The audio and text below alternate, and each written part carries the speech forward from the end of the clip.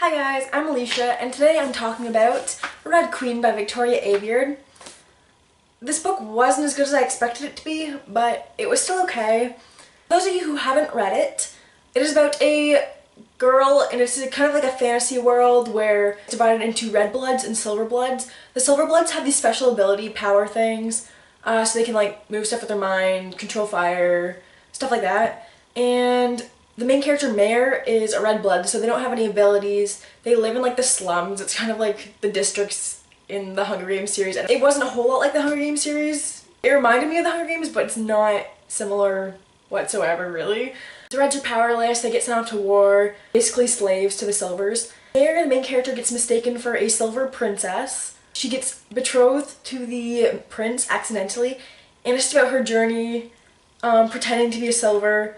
And if anyone finds out she's red, then the whole war will kind of be tipped. There's two princes, actually. She's engaged to the younger one. She kind of deals with pretending to be Silver when she's been a servant her entire life. So that's kind of cool. It was a really cool idea for a book. It wasn't my favorite. I didn't really like the writing style a whole lot. But if you're really into fantasy novels, or maybe dystopian even, you might really like this book. It was a good read. It was a bit boring at parts, but overall, it was decent. So that's all for our non-spoilery section. So if you haven't read it, goodbye. And if you have, then stay and we can discuss. First thing I noticed about this book is that the main character, Mare, is sassy AF. I love her comebacks, how she just blurts stuff out without thinking. And it was really good quality that I think she kind of lost as the book went on, though. I felt it was really prominent at the beginning, and then near the end of the book, or towards the middle of the book, she kind of stopped losing that kind of bitter edge to her words that I really liked, so that might have been some of the reason why it just kind of got boring for me. I don't know. But yeah, I definitely liked her more at the beginning when she was still a red and she wasn't this in-between silver-red kind of thing. I didn't take too many notes during this book because a lot of it was kind of boring. I had to really push myself to get through this book in the time I did because I would just look at it and be like, I really don't want to read this right now. But I made myself read it and I got through it. So I'll just go through the short amount of notes that I did take. I like the board game scene between Maven and Cal. I don't really like either of their characters, really. I kind of caught on to the things that happened at the end before we got to the end. Like, as she was setting them up, I was kind of, this doesn't feel right, like this is gonna happen. And it turned out I was kind of right with how the book was gonna turn out. Usually I'm not too good at like predicting what's happening next in books, but I was actually really good in this book about what was gonna happen. So when Maven and Cal were about to play the board game thing, I was like, these people are being way too nice. They're raised by the two biggest bitches in the world. This king and queen that like murder, and the Silver Society would be grown up to be kind of mean too, and the only thing that matters to them is strength and power. I believe that characters are a product of their surroundings. Like, humans are a product of their surroundings. You don't get raised by parents and turn out to not to be similar to them whatsoever. So I was expecting these two princes to be kind of mean and cold too.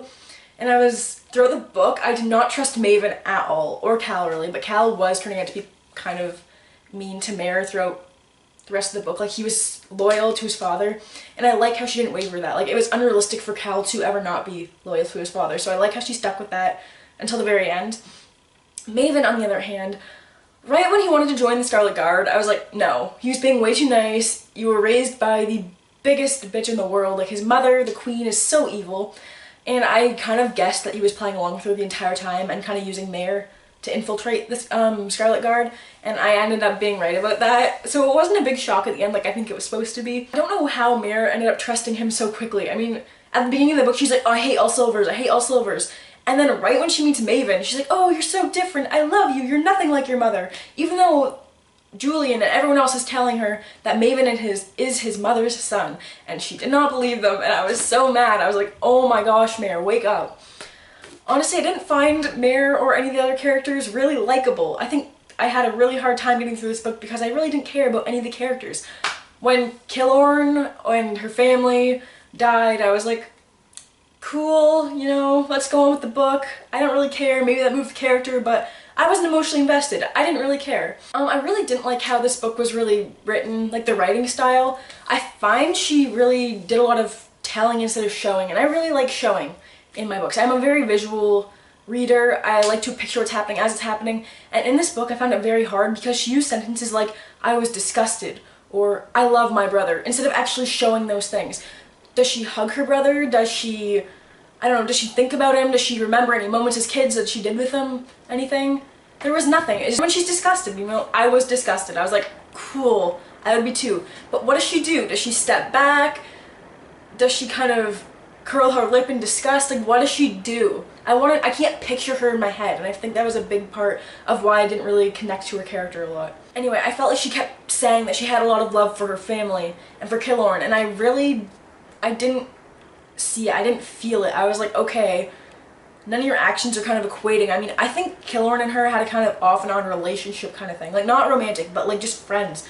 At times they seemed really distant and mean to each other, and other times they were goofing off, and I was like, this kind of doesn't make sense to me. It's not a very nice relationship to read. It's not very fluent. At the end, when Maven suggested that Mayor talk to Cal and have him take over the throne from his father, I was like, there's no way. Cal is way too loyal to his country. He has been for the entire book. He's loyal to his father. He's not going to waver. And when Maven suggested that, one, I wasn't surprised because I thought Maven was against them the whole time, and I was like, obviously this is a trap.